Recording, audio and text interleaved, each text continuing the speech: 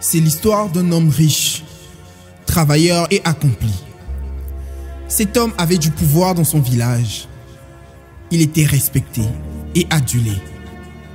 Mais comme malheureusement, l'argent peut te permettre d'avoir les meilleurs soins dans les meilleurs hôpitaux, mais pas la santé.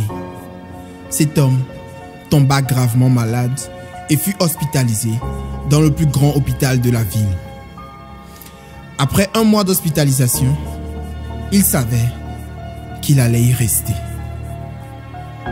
Il fit donc appeler ses fils pour leur donner leur héritage, s'assurant que personne ne pouvait les écouter.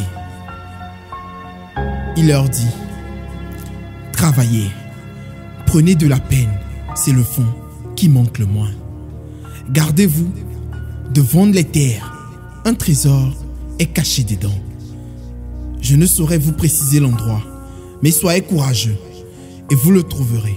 Remuez les champs, creusez, fouillez, bêchez et ne laissez nulle place où la main ne passe et repasse.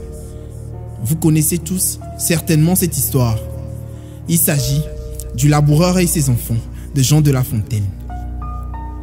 Dans la suite de l'histoire, les fils, après avoir suivi les conseils de leur défunt père, virent au bout d'1 an que les champs apportèrent beaucoup d'argent.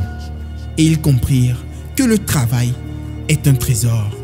Le travail est leur véritable héritage.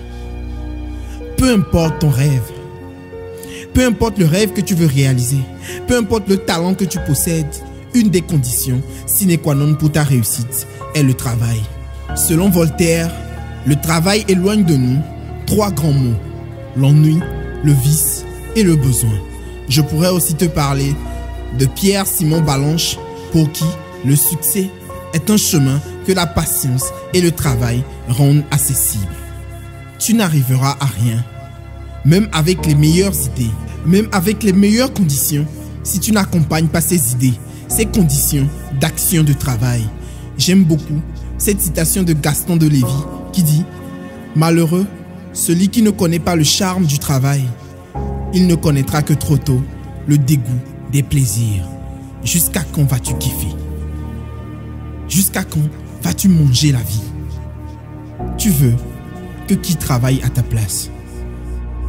Et si tu as compris et capté ce que je veux dire dans cette vidéo, like la vidéo, abonne-toi, partage-la à un de tes amis et surtout, sors ton point et à vendredi prochain.